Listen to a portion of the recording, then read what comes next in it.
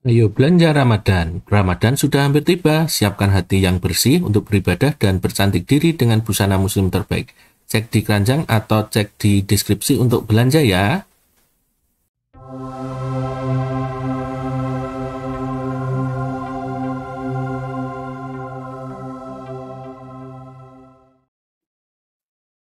Assalamualaikum warahmatullahi wabarakatuh. Ketemu lagi di Iyo Irwan Channel, berbagi tidak akan membuat rugi.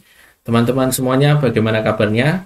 Semoga selalu sehat, dimudahkan rezekinya, dan tentunya diberi keberkahan yang melimpah ya. Oh iya teman-teman, pada video sebelumnya Iyo Irwan sudah memberikan tutorial tentang timeline pengelolaan kinerja bagi guru di tahun 2025. Nah, pada video kali ini, Iyo Irwan akan membagikan timeline pengelolaan kinerja untuk kepala sekolah di tahun 2025. Seperti apa alur waktu dari pengelolaan kinerja kepala sekolah ini? Ikuti terus tutorial ini dari awal sampai akhir, jangan di-skip. Dan tentunya teman-teman bisa memberikan dukungan dengan mengklik like, komen, dan subscribe ya.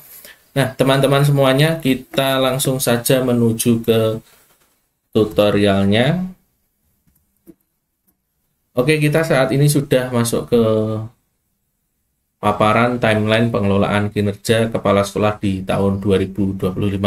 Seperti yang Iyo Irwan sampaikan di timeline pengelolaan kinerja guru, untuk tahun 2025 ini ada sedikit perbedaan ya dibandingkan dengan tahun 2024. Karena di tahun 2025 ini pengelolaan kinerja direncanakan hanya satu kali, yaitu di bulan Januari. Sedangkan di tahun 2024 itu dilaksanakan perencanaannya 2 kali.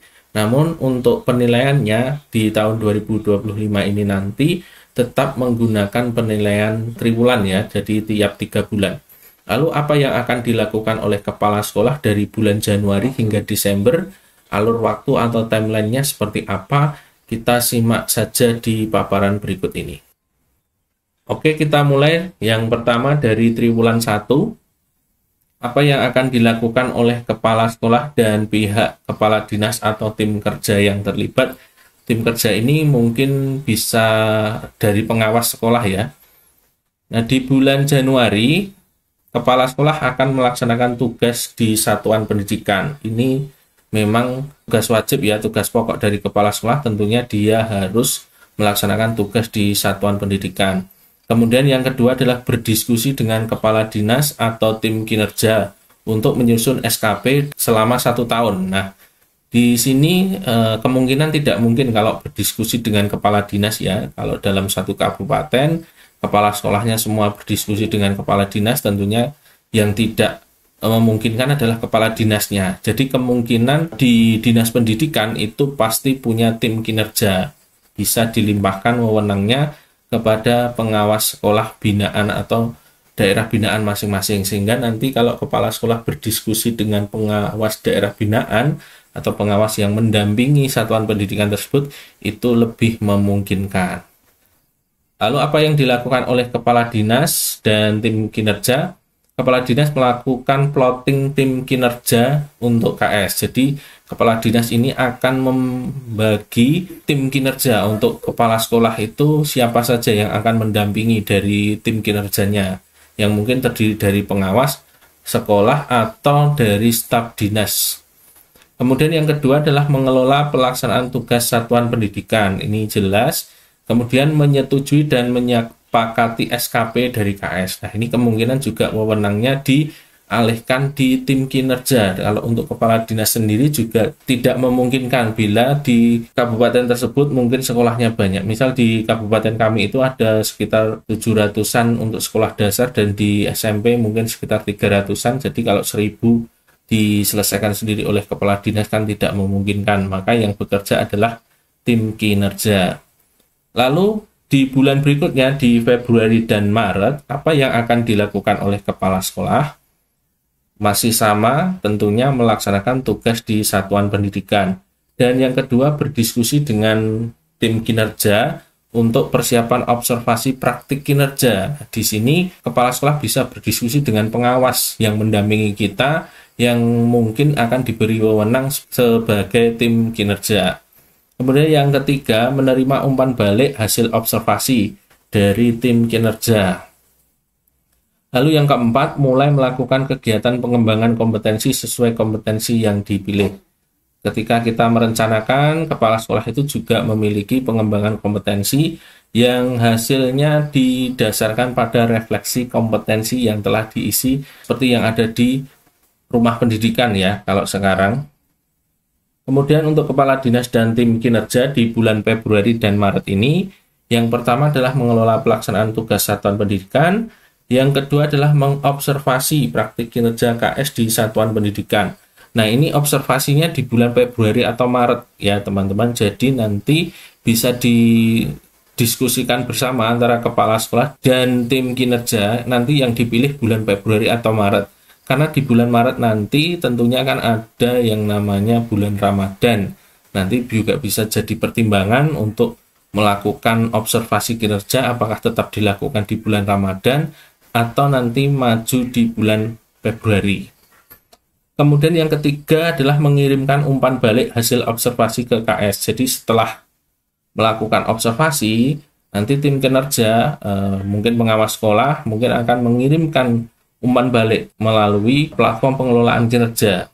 Kemudian berikutnya adalah menyetujui rencana tindak lanjut. Jadi nanti setelah umpan baliknya diberikan, kepala sekolah akan mengisi tindak lanjut. Nah, setelah tindak lanjutnya diajukan lagi, tim kinerja ini akan menyetujui rencana tindak lanjut.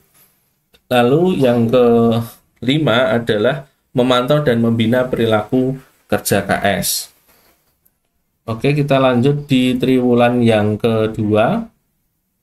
Apa yang akan dilakukan kepala sekolah dan kepala dinas beserta tim kinerja di bulan April, Mei, sampai Juni ini yang dilakukan oleh kepala sekolah adalah melaksanakan tugas di satuan pendidikan, dan yang kedua adalah melaksanakan upaya tindak lanjut peningkatan kinerja yang telah disepakati. Di bulan Februari Maret lalu, kepala sekolah itu kan sudah mengirimkan rencana tindak lanjut dan tim kinerja sudah menyetujui. Nah, di April, Mei, dan Juni ini, upaya tindak lanjutnya itu dilakukan, boleh di April, boleh di Mei, maupun di bulan Juni. Lalu, yang dilakukan kepala sekolah, yang ketiga adalah melakukan kegiatan pengembangan kompetensi yang dipilih, melanjutkan yang mungkin di bulan Februari, Maret sebelumnya mungkin belum tercapai, atau nanti dilaksanakan di bulan ini. Sedangkan untuk kepala dinas dan tim kinerja, ini tetap mengelola pelaksanaan tugas satuan pendidikan, dan memantau serta membina upaya tindak lanjut peningkatan kinerja KS tentunya agar nanti upaya tindak lanjut ini tetap berada di jalur yang tepat, jadi on the track begitu. Jadi nanti upaya tindak lanjut ini benar-benar nanti bisa meningkatkan kinerja dari kepala sekolah. Dan yang ketiga tentunya memantau dan membina perilaku kerja KS. Lalu di triwulan yang berikutnya, di triwulan yang ketiga, apa yang dilakukan oleh kepala sekolah dan kepala dinas serta tim kinerja di bulan Juli, Agustus, sampai September, kepala sekolah masih melaksanakan tugas di satuan pendidikan, karena ini adalah tugas pokoknya. Kemudian yang kedua adalah melaksanakan upaya tindak lanjut peningkatan kinerja yang telah disepakati, karena mungkin di bulan sebelumnya di April, Mei, dan Juni mungkin juga belum selesai tindak lanjutnya, maka dilanjutkan di bulan ini, Juli, Agustus, sampai September. Kemudian melaksanakan kegiatan pengembangan kompetensi yang dipilih, ini juga sama, melanjutkan sebelumnya jika di bulan-bulan sebelumnya atau di triwulan 2 itu belum selesai, maka bisa dilanjutkan di triwulan yang ketiga.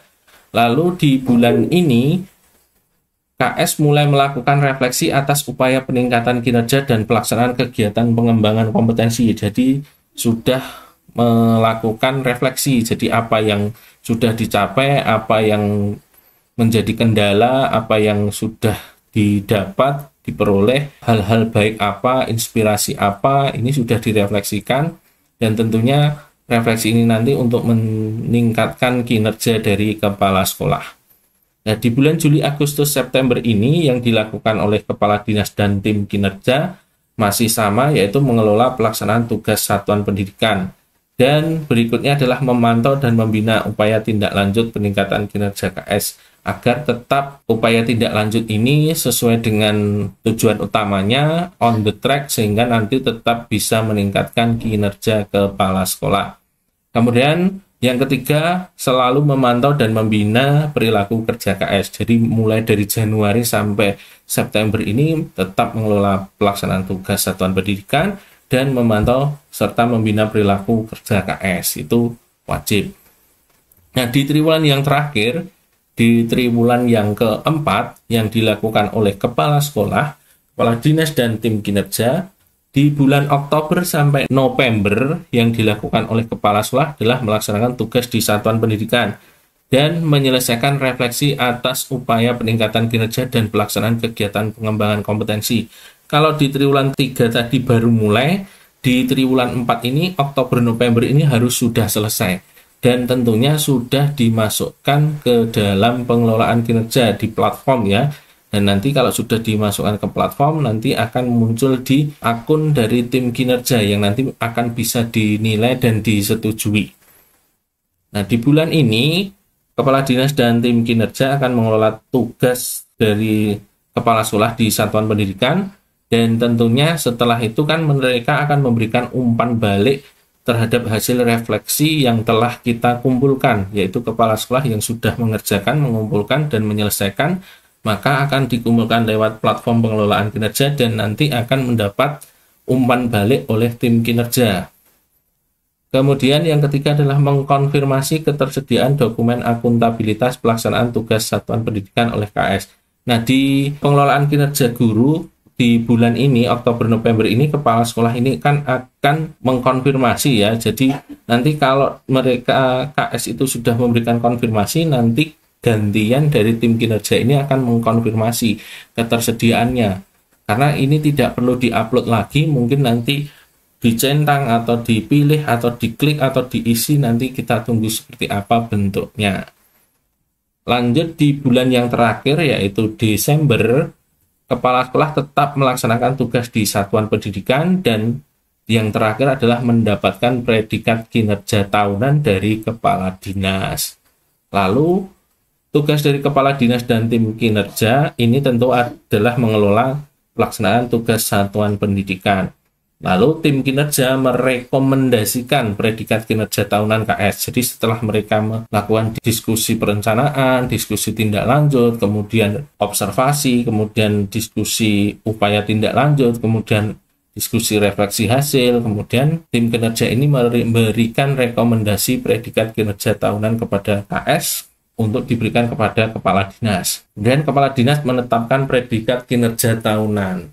Jadi, di sini nanti sudah bukan tim kinerja tapi dari kepala dinas sendiri, mungkin tetap nanti akan dibantu oleh staf yang ada di dinas pendidikan. Nah, itu teman-teman terkait dengan alur atau timeline pengelolaan kinerja kepala sekolah di tahun 2025.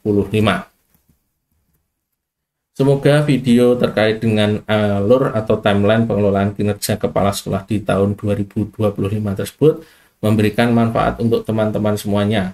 Kerjakan semuanya sesuai dengan timeline agar nanti pengelolaan kinerja kepala sekolah menjadi lebih efektif, efisien, dan tentunya lancar dengan mudah. Nah, teman-teman semuanya jangan lupa untuk memberikan dukungan pada channel ini dengan memberikan like, komen, dan subscribe ya. Nah, teman-teman semuanya, sampai ketemu lagi di video-video berikutnya. Sekian dari Iyo Irwan. Wassalamualaikum warahmatullahi wabarakatuh.